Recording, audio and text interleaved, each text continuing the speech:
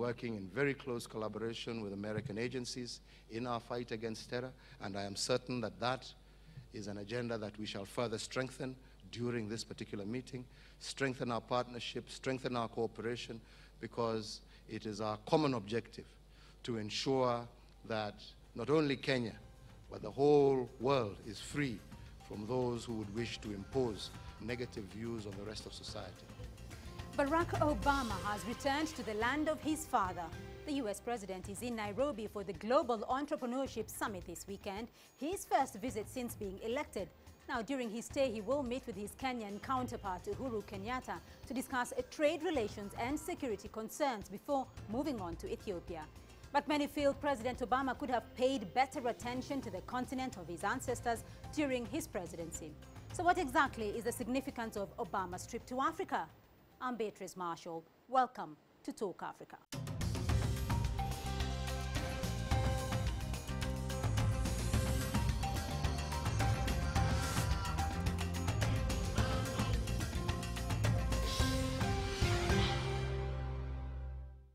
Now, Kenya may be a key ally in the United States' war on terror, but the two nations have not always seen eye to eye. There are several issues at play that have both strengthened and strained relations. Now, Kenya is a strategic partner for the United States and is critical to counter terrorism efforts in East Africa.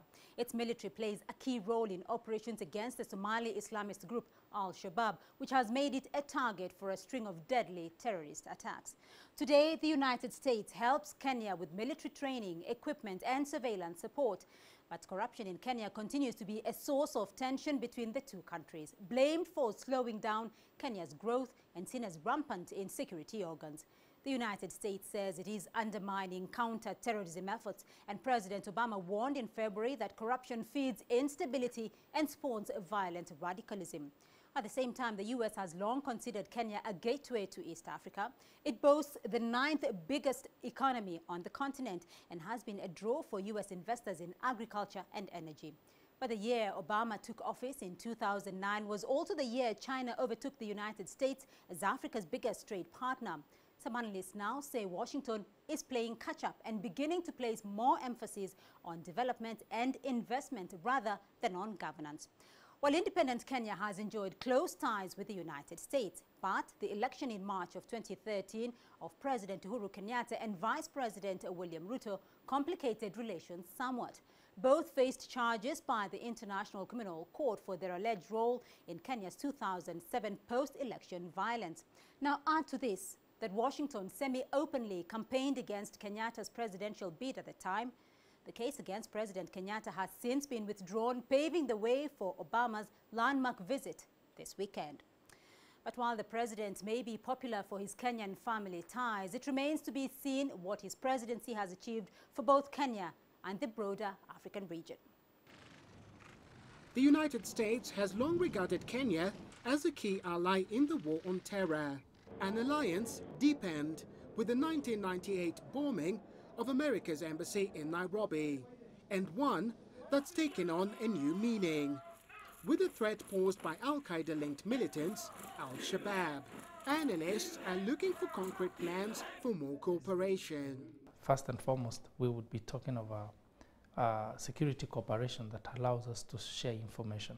Secondly, most importantly, we would be talking about equipment. Our security forces, be they police, be they military, would need equipment, especially the anti-terror police unit. They need an equivalent training that is equal or almost the same standard with the Recce Squad. That thing, most important, is training of our personnel. As for investment, Kenya's fast-growing economy should be an attractive destination for foreign money. There is, though, more at play here than security and money. Barack Obama has to make up for lost time and build bridges. Back in 2009, many in Kenya and across Africa had hoped Obama's inauguration would mean America paid far more attention to Africa. It hasn't quite turned out that way. Obama can't point to initiatives such as the $7 billion plan to expand Africa's electricity supply. But that's dwarfed by the amounts China has been spending on infrastructure in Africa. Kenya has been a key beneficiary. Relations with Kenya's president also need a lot of work. I assume as President of the Republic Obama famously snubbed Kenyatta during a visit to Africa in 2013, citing the prospect of charges from the International Criminal Court. Relations have thawed a little since then. But Kenyatta has made very powerful allies elsewhere. President Uhuru Kenyatta has already said he wants a new era in relations. But in 2015, Barack Obama will find a very different country from the one he last visited. Robert Magela, CCTV, Nairobi, Kenya.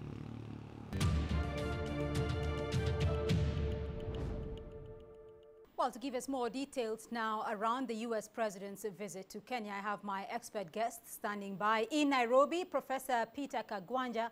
He's the head of the African Policy Institute. In Beijing, current affairs commentator Dr. Victor Gao. And in Washington, Dr. Aziz Malakias, professor at the Africa Center for Strategic Studies. Gentlemen, thank you all for joining in the discussion. But let's begin this discussion, though, by looking at the objective, though. President Obama in Kenya, in Ethiopia this weekend. First, Dr. Malakias, to you in Washington, what do you make of this visit? What's your interpretation?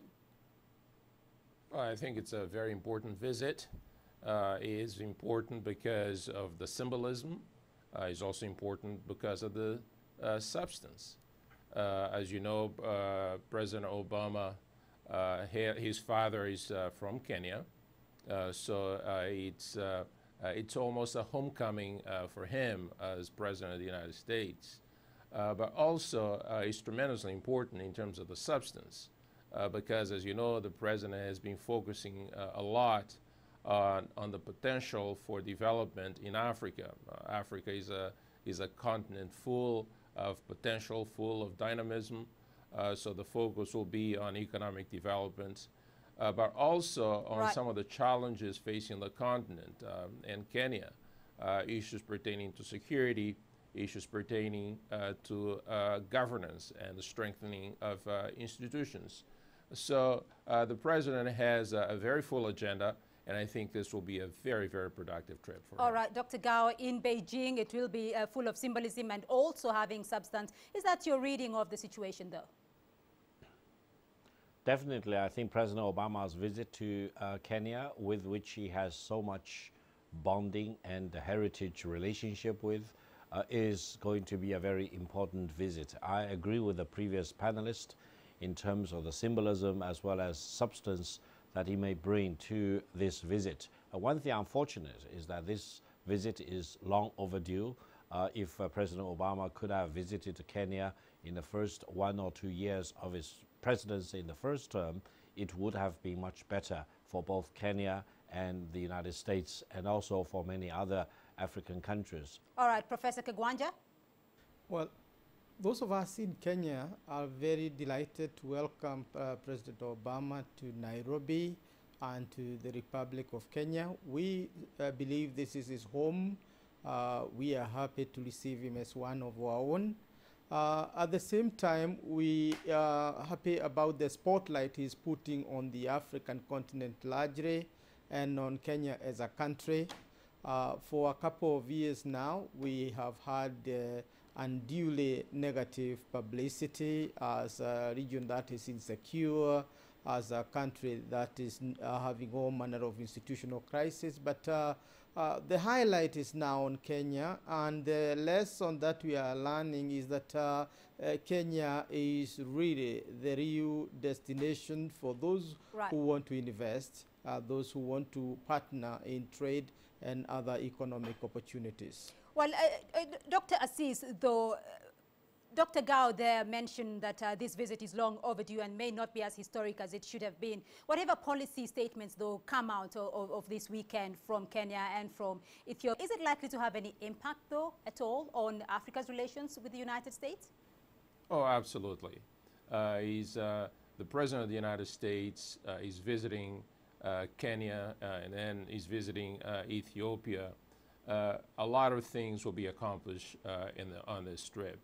And this will continue to be, continue to add a substance to the relationship already very vibrant, already very healthy relationship that exists between Kenya and the United States. It's a continuum. We have to look at it in terms of a continuum. These are events, but we should not lose sight of the continuum. Is this a relationship? Is a complex relationship? Is a solid relationship? This will just add another layer in strengthening the base that's already there. Right. Dr. Gao? Yes, I would say that while most people in Kenya will consider President Obama as one of themselves, President Obama, as far as his record in the United States is concerned, since he became the president, probably wanted to hold himself just as an American rather than an Afro-American or black American president. That means, his own definition of himself in historical terms versus the perception of him by the people and the nation of Kenya may differ significantly. And as a result, I think there might be too much expectation on the Kenyan side about President Obama's visit, whereas on the American side, how much they can do in terms of contributing to the economic growth, uplifting of people out of poverty, and also making assurance that security issues can be dealt with effectively in Kenya remains to be seen. And I would say that his visit to Kenya this time probably will bring more symbolism than substance in historical terms. All right, when all the dust settles. Dr. Assis, though, how much exactly can the United States, in terms of tangible benefits, how much can it really give? Is there too much expectation from the United States? Well, the United States can give. More importantly, the United States has been giving. The United States has been very generous towards Kenya, has been very generous towards Africa. And the tangible benefits are there for everybody to see in the area of public health, for example, in the area of promoting entrepreneurship, in the area of security. I could go on and on and on. So the United States has been a good friend of Africa. The United States has been a good friend of Kenya, and I expect that to remain so for the foreseeable future. All right, Professor Kagwanja, though, Kenya's president has outlined his agenda: security, fighting terrorism, and trade. Is that expectation, though, is that what Kenya will be getting from the United States? Is that the expectation of Kenyans? I think Kenya expects very little in terms of substantive outcome of President Obama's visit, particularly straight from White House. People are talking about $100 million coming in support of security, particularly dealing with Al-Shabaab. But compared with what Kenya has been getting from other countries, particularly the emerging countries like China, that's very little, extremely little. But I think the main benefit for Kenya is the public spotlight that we've been given as a country that has been facing these serious issues of the international crime, which affected the president, the deputy president. The other thing we expect is from the Global Entrepreneurship Summit, the country is going to attract a lot of so-called conference tourists. And we are expecting about 5,000 or so people who are good spenders, and therefore we expect that to make up for what we have lost in terms of security alerts by Western governments, which really damaged our tourism. So it's a good makeup by coming of Obama in that regard. Few Africans on the continent are studying what the projection of American policy on Africa. Expect too much from America at this juncture. All right, we'll look at the economic impact of this in a short while. For now, we're going to take a short break, and when we come back, we'll delve into further details around President Obama's trip to Africa. Stay with us.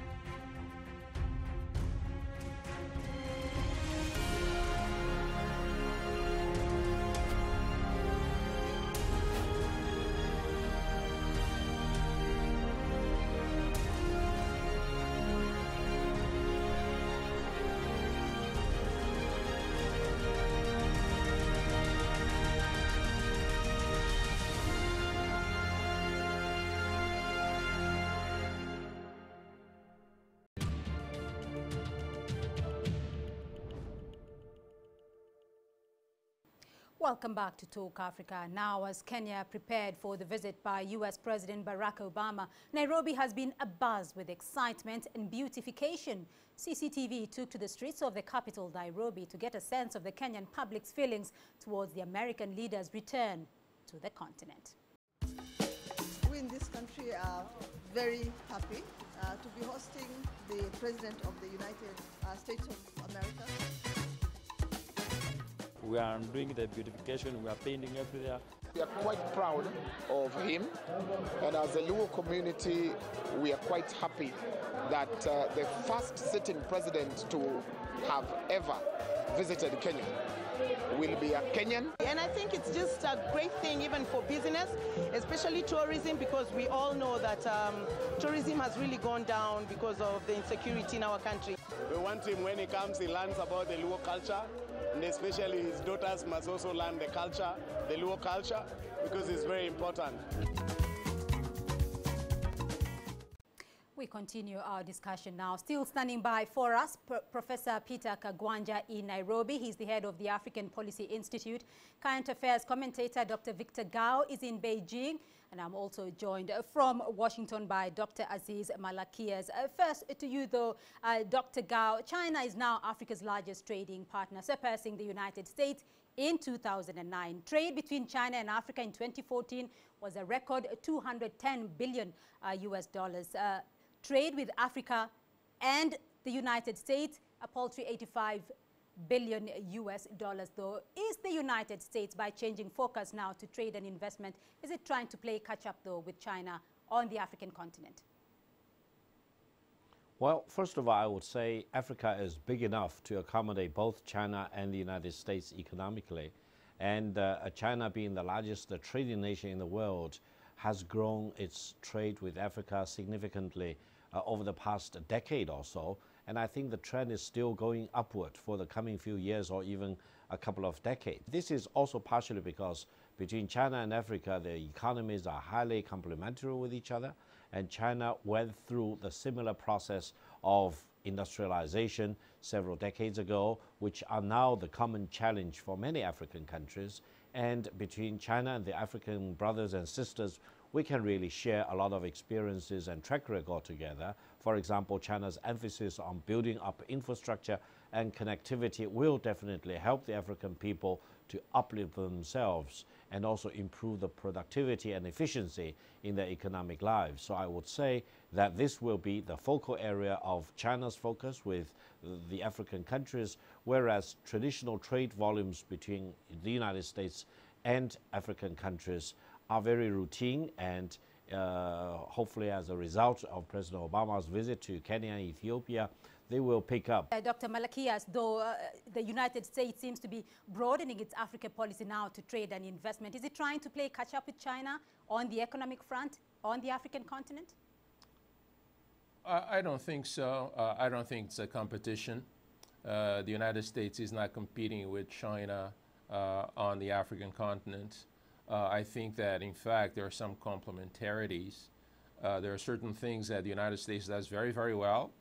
There are some things that China is doing right now to help African countries. I don't see the United States getting into the areas where China has a comparative advantage, so to say. The United States will continue to provide very concrete assistance to African economies in other domains. As African economies mature, as African economies look to export, as African economies look to really go beyond the current structure of their economies that tend to focus more on the extraction of resources, here is where the United States could provide help in helping African countries making the transitions beyond the primary sectors, beyond the extractive industries. So the United States is providing and will continue to provide a certain type of very specialized assistance that will enable African countries to catapult themselves into higher stages of development. We're not just looking at low basic agriculture or even low industry. We're looking at how to help the African continent really fulfill its full economic potential. All right, Professor Kagwanja, though you're listening to both sides of the discussion, what's your take on that? My take is that, first and foremost, the perception that the United States is helping Africa, it's itself fraud, because the economy and similarly related matters of investment are not charity. If you look at Obama's delegation to Nairobi, it's full of top-notch American business. We need to face it clearly. Africa needs development. Africa needs equal partnership with other countries of the world. And at this juncture, I think America is not doing a lot. I can understand Eastern Europe, Middle East. You can understand Asia and Pacific are catching a better attention of America than Africa. And that way, China is capitalizing on that and is coming full throat on the continent, which means that at the moment, China is perceived widely here as a more beneficial partner than the U.S. as far as the economy is concerned. As far as the security is concerned, America is seen widely as a more dependable partner at this juncture. There is that division of labor. All right, gentlemen, I want to get your final take on this discussion, though. I'll start with you, Dr. Malakias. At the end of President Obama's visit to Kenya and Ethiopia, though, what do you think will have been achieved? Oh, I think that a tremendous amount will be achieved. First of all, the strengthening of already good, friendly relationships. This is very, very important.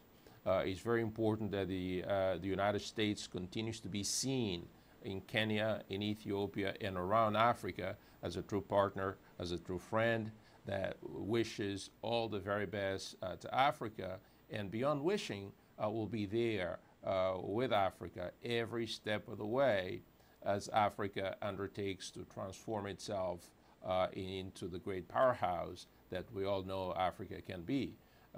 But for this to be possible, there are some preconditions. Strong institutions have to be there. Governance is absolutely key. In addition to that, you have to have the capacity to create wealth in sufficient quantities to satisfy all the needs of the population. Right. And thirdly, all of this can only take place within a context of security. And this is really what the United States is there to help Africa to achieve. All right, Dr. Gao?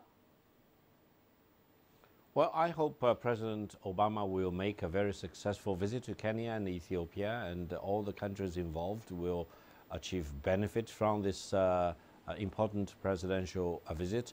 And also, I hope President Obama will emphasize one point, that is, there is no real competition between China or the United States on the African continent. As a matter of fact, if China and the United States can cooperate with each other in delivering assistance and technical know-how and manufacturing capacities to the African countries, it will be a better model of helping the African countries. And China need to grow together with the African countries. And I hope this will also be the reaction as well as the impression that President Obama will make towards the African countries. Eventually, I think African countries will benefit if more investments come from both China and the United States and other developed countries. And eventually, all these countries coming to Africa, cooperating with African countries on an equal basis with full respect with each other, will benefit in a win-win situation. This, I hope, will be the message that President Obama will emphasize to the African countries. Professor Kagwanja, you have the final word. Yeah, I think the coming of Obama to Kenya and to Africa in general is a great contribution in terms of highlighting the importance of the continent as a pivot of global economy today. So that in itself is helping the continent to emerge from the Afro-pessimism of the past and to position the continent as a major player in the global economy.